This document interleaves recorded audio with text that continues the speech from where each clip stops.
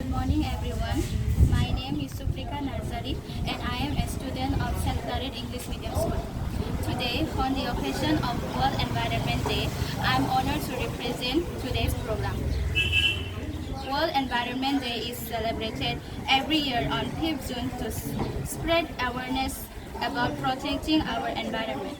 Today, we organize a rally and clean litter along the roads to spread the message of cleanliness and environment responsibility.